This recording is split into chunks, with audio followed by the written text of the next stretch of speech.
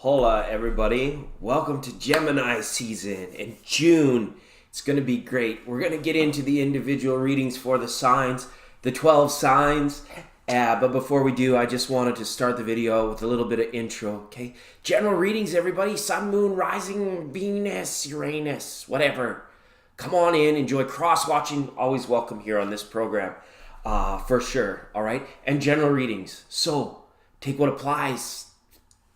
You know where the rest goes. You know where to take it. Okay, and that's all right. And then lastly, please use your intuitive self while receiving the readings. Take that deep breath.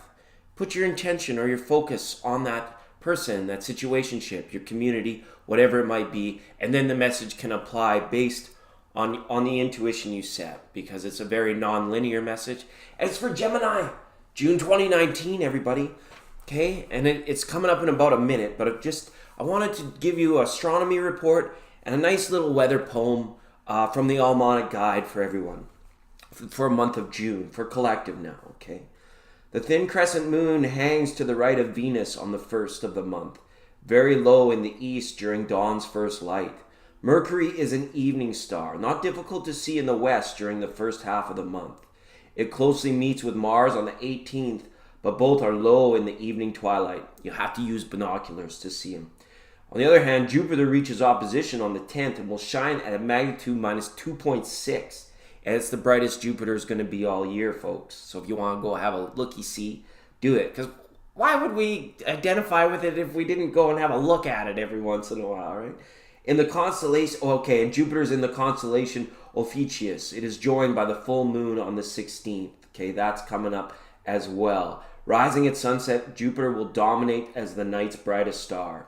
Far to its right, you will see Antares, the supergiant of Scorpio, and far to the left is Ding Dong Saturn. Not as dazzling, not as lit right now. And it will rise at nightfall, okay? And then summer will begin, yay! Or winter in the southern hemisphere will begin on the 21st of the month. So that is just kind of some astronomy. For those in the West, the United States, Canada, there's a poem for the weather, okay? So don't worry about the weather. We don't want to be under the weather. Be with the weather, okay? It goes like this. It goes like this. Hot stuff, cool enough to dampen the campers. Warmer, but watch out for a storm or two. Rainy and cool, friend, for school's end. Chance of that noisy precipitation for high school graduation. Okay, that's the weather poem from the Almanac Guide. I love this book. It's great. And then just one last one, a poem line for June. Goes like this. On the grass, the fallen apple blossoms heap a pillow rosy-hued and rare. And that was a line of a poem written by Elizabeth Ann Chase Akers Allen. And I don't know when, but it's here for you now. And now it's time for each sign and your monthly tarot cards. Thanks for being here, everyone. I hope you enjoy the video and have an awesome month. All right, and now we turn our attention to Sagittarius for the time being. Thanks, Sagittarius, for joining us. Cross Watchers, Sun, Moon, like I said, Venus, Uranus. General readings for Sagittarius and their person or their intention. Thanks all for being here. The cards are well shuffled via Snuffleupagus, so we'll just go ahead, Sagittarius, and cut your cards. And cut to the chase. Get to it. It's kind of nice. I feel June's going to be a highly intuitive month for you.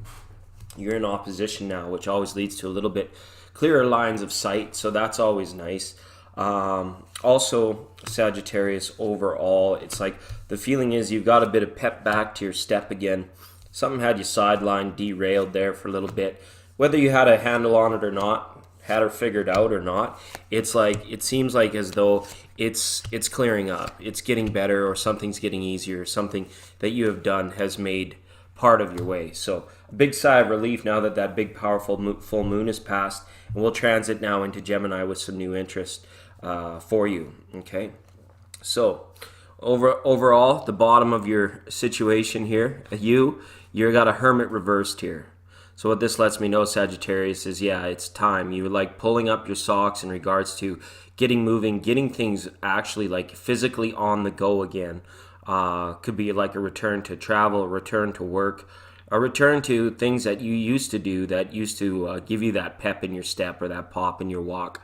It might have just been like sort of a long time of like solitude or just lamentation, or even for some of you grievance, and for some of you it was straight up, I don't really understand what's going on, so I'm just kind of like in retreat mode. You could have been feeling this for the last few months in through Aries and Taurus season, but now it's coming to a close, it's drawing to a close. You're going to feel a lot more energy back in your day again. This, however, is being crossed by the Knight of Wands.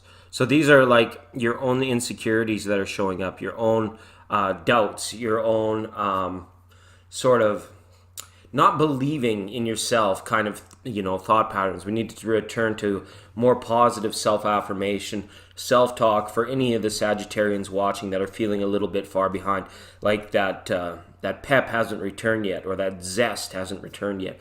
We have to be really aware of that. This last full moon was a time to release doubt and things like that. Just stuff that makes you believe. Maybe it's a naysayer in your environment too. It could be, but it leads to more childlike thought patterns with like subconscious fear. Asking forgiveness and permission and all this stuff. Kind of similar to a Scorpio role. It's like, why is all the justification there? Right? But a lot of you in Sagittarius, I feel you could have come out with new understanding, new knowledge, profound truth that has become established for you now, whether in regards to a situation or a relationship, or words that came to settle you, and you actually were kind of springboarded actually in the last little bit of the Taurus season into like a new level of understanding, or a new level of like confidence about the whole matter, right? So it's like some Sagittarians that are woke and are feeling restless are going to be out getting after it, and it's more like a wake-up call to the other Sagittarians who are like waiting to move on certain issues. This is saying, go ahead. Rest assured in your knowledge, your self-confidence, and your beliefs. Because you were just like, I feel like justified or,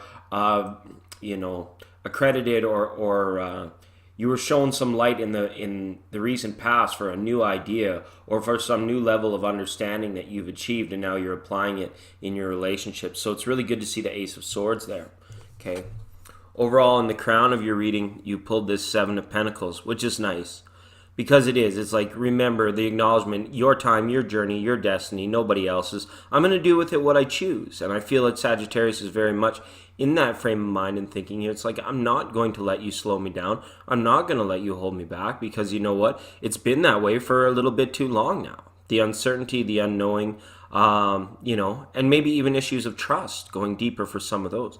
Can I trust it? Is it going to be rewarding enough for me to invest my time in it, right? The Seven of Pentacles is very much about that investment of time and resources. And again, the finishing of some certain karmic cycles and things. The full moon that just passed would have brought in big resonance to the closing out of karmic situations, all right? We've got a Five of Cups reversed up in your near future card. So that's really good. That's really good, because it's like it's a return to balance. Feeling a little bit more in recognition and appreciation of the blessings around it. Love for self, right? Nobody's going on saying, I love someone so much, and the reason I can't have them is because I haven't woke up to the amount of love that I have for myself, right? It's a very strong card. So do that. Those self-affirmations are going to be huge this month. And it doesn't have to be outright like self-talk, but it's just like that appreciation when your feet hit the floor in the morning and that sort of stuff, leaving to like, you know what, I'm not going to get sidetracked by, dogmatic, silly emotions or things of this nature. It's time for me to engage. It's time to get stuck in for Sagittarius and get rolling, get moving, okay? And it works its way down to the base of the reading. The 7, the 5, and the 3. And you've got a reversal on this Three of Wands. So it lets me know that whatever you were struggling with creatively or problem solvingly, that just like it caused you to like take a step back or sit back down, or maybe someone was just center stage in your environment for like far too long, and all you could do was like wait and moan and like, oh my God, will you ever shut up? Because are you done talking now, kind of thing. These energies would be clearing up for you, and it's almost time here that you like bring to the table some sort of resonance for others in this truth or in your newfound discovery. Let it or allow it to lend a hand to situations that revolve around teamwork, togetherness, relationships, and emotion. Because the balance in Spirit Made Manifest, I feel right now that for many of you checking in, the focus would be definitely on spirit and emotions at this time and seeking out your balance. And the reason for that, I'll show you the reason for that, is because on your healing portion of your journey, you've got a very spiritual opportunity now here at your foundation. You've got something to go on. You've got something that it's like, holy, this actually makes sense for me to have faith in it. So you're not arguing between heart and mind as much anymore. Because the healing for you through Gemini season, Sagittarius, is all about this return to balance. And I'll show you why. We've got 2 reversals on a 2 with Temperance reversed. So your whole staff came up as like mirrored energy.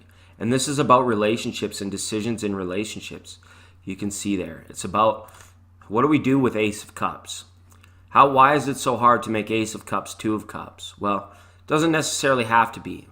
It's all about lending a more empathetic ear to situations and communicating on wiser frequencies. And what I mean by wiser frequencies is just like choosing company that's going to hold your interest and attention and like-minded interests so that you can, get yourself to this more progressive number of this 22, where it's like there is Spirit Made Manifest, 2 of Wands to 3 of Wands in regards to the areas of your relationships.